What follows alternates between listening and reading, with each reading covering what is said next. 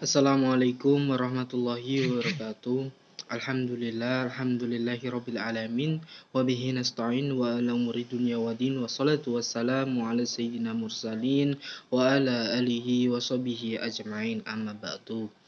Pertama-tama marilah kita ucapkan puja dan puji syukur kita kehadirat Allah Subhanahu wa taala yang mana pada pertemuan kali ini semoga kita bisa bermuhajahah, mencari ilmu, berdialektika dan berdiskusi dengan keadaan lancar dan sehat walafiat. Untuk itu marilah kita ucapkan alhamdulillahirabbil alamin. Kedua kalinya sholawat serta salam semoga tetap tercurahkan kepada junjungan kita Nabi Agung Nabi Muhammad SAW, yang mana beliaulah pahlawan sejati, sang revolusioner, pembela bangsa, penegak agama, yang mana beliaulah yang nantinya kita tunggu-tunggu syafaatnya di yaumil kiamah nanti.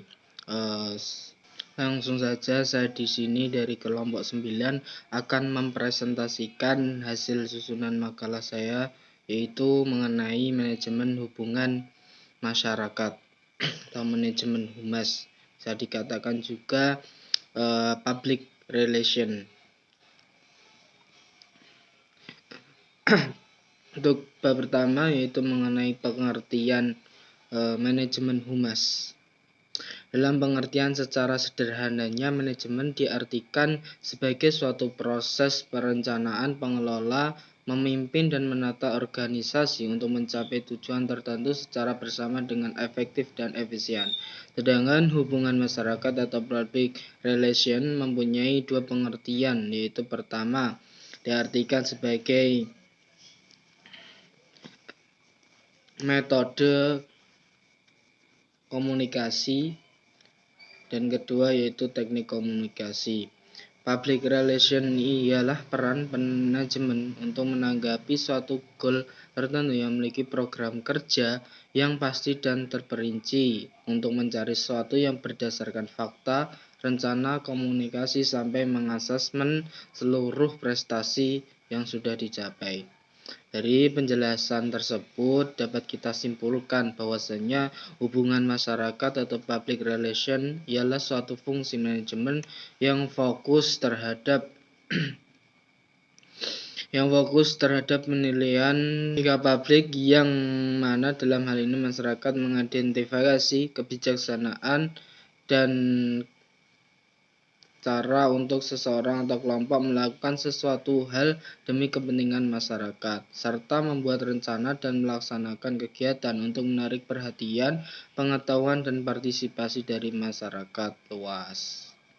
Jadi konsep dari public relation ini ialah yaitu penanaman pemahaman dengan melalui pengetahuan dan melalui kegiatan-kegiatan yang muncul serta berpengaruh terhadap masyarakat dalam pendidikan maupun organisasi yang berdampak positif juga.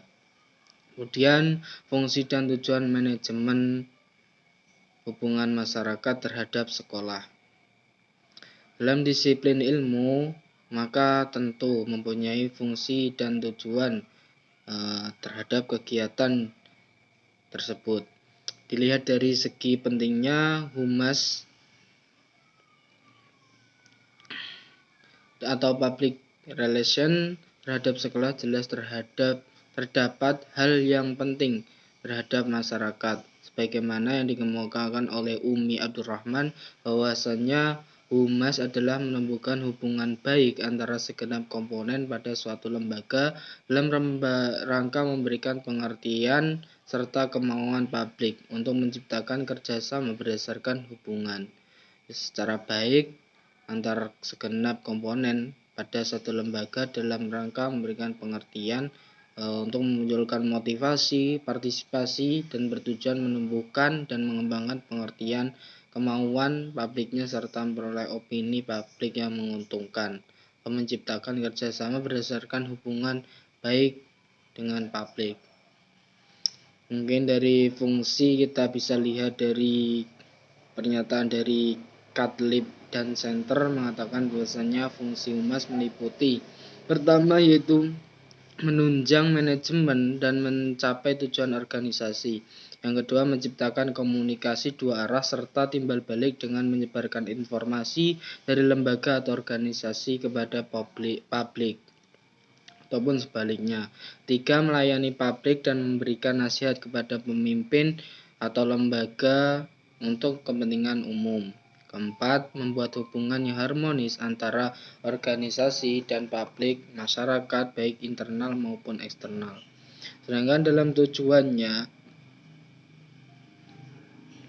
menurut T. Slanipat dan Purwanto, dibagi menjadi dua, dilihat dari kepentingan sekolah dan kepentingan masyarakat. Untuk kepentingan sekolah, dari tujuannya itu pertama yaitu satu, memelihara keberlangsungan sekolah, kedua, meningkatkan mutu di sekolah, ketiga, memperlancar belajar mengajar, keempat, memperoleh dukungan dari masyarakat terkait dengan pengembangan dan pelaksanaan program sekolah. Sedangkan tinjau tujuan menurut T. Slimer dalam kepentingan masyarakatnya yaitu tujuan humas: 1. Memajukan dan meningkatkan kesejahteraan rakyat, 2. Memperoleh bantuan dalam sekolah dan memecahkan berbagai masalah yang akan dihadapi oleh masyarakat. Kemudian ketiga, menjamin relevansi program sekolah dengan kebutuhan masyarakat. Terus keempat, memperoleh kembali anggota masyarakat yang semakin meningkat. Kemudian ada ruang lingkup dari manajemen humas. Dalam buku yang dikarang Katlub Center Brum yang berjudul Effective Public Relation terhadap ruang lingkup humas, yaitu mutakhir mencakup beberapa bidang pekerjaan, yaitu publisitas, pemasaran, public affairs, manajemen isu, lobby, dan hubungan investor.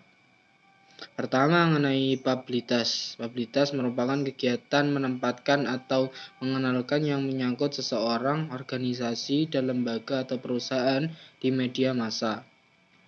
Kata publisitas berasal dari bahasa Inggris, yaitu publicity, yang memiliki arti informasi yang berasal dari sumber luar yang digunakan media massa, karena informasi tersebut memiliki nilai berita.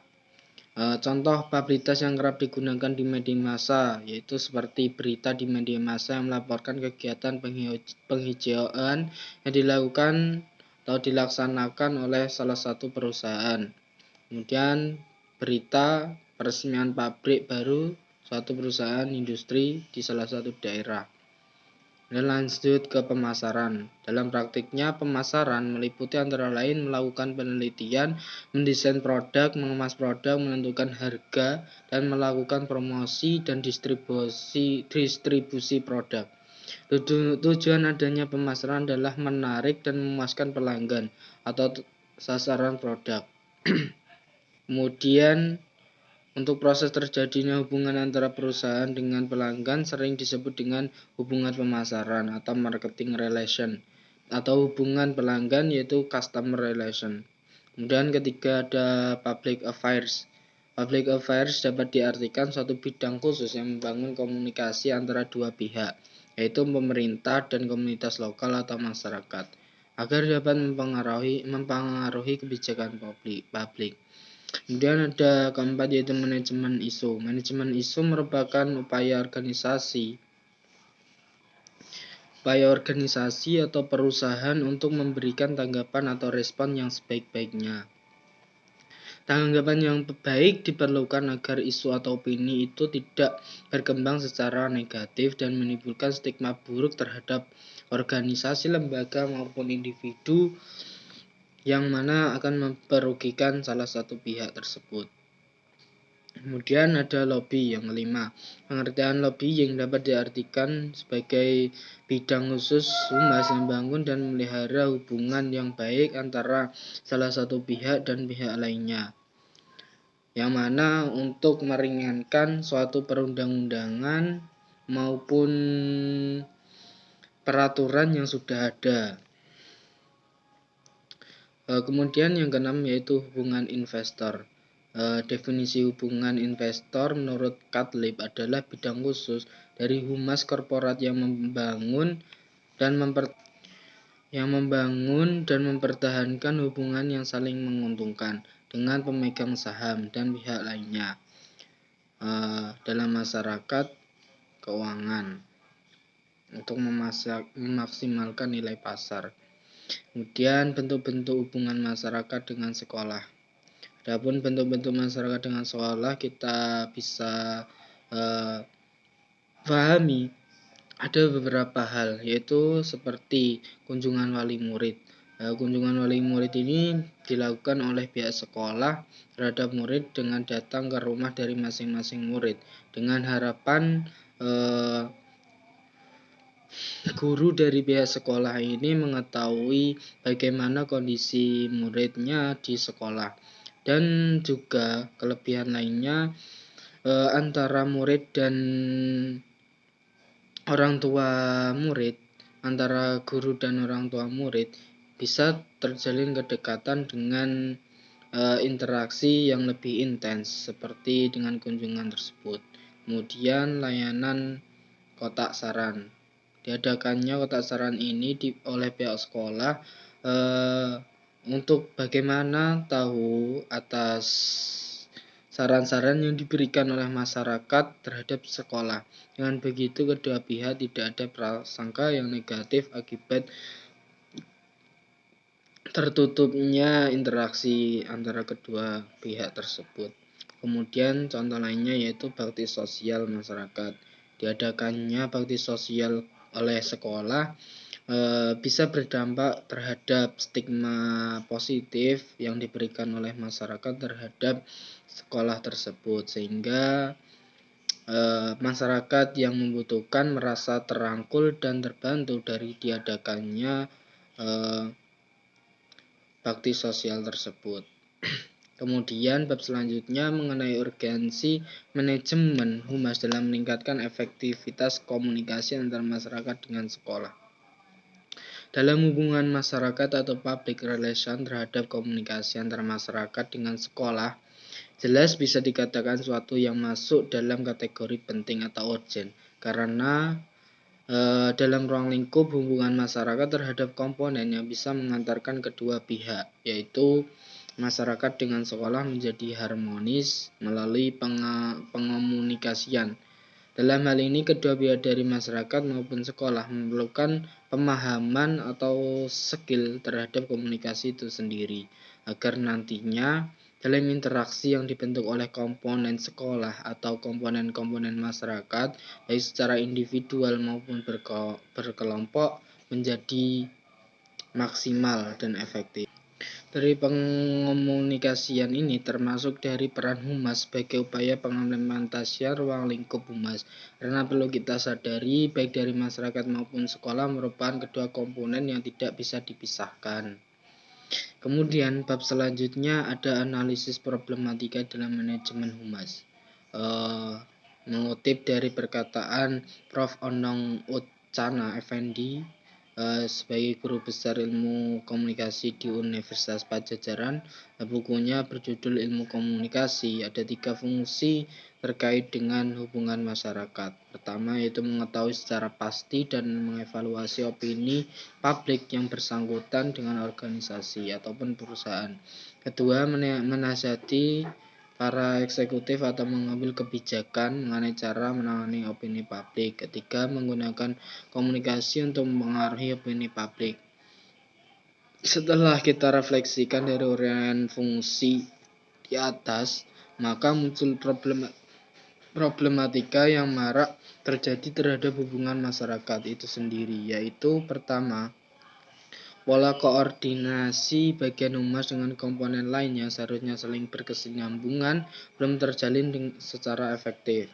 Kemudian kurang sadarnya suatu organisasi atau lembaga terhadap pentingnya humas secara struktur. Kemudian SDM humas tidak profesional atau penempatannya tidak sesuai dengan bidangnya. Kemudian kurangnya sarana prasarana yang mendukung humas ini berkontribusi dalam organisasi atau lembaga.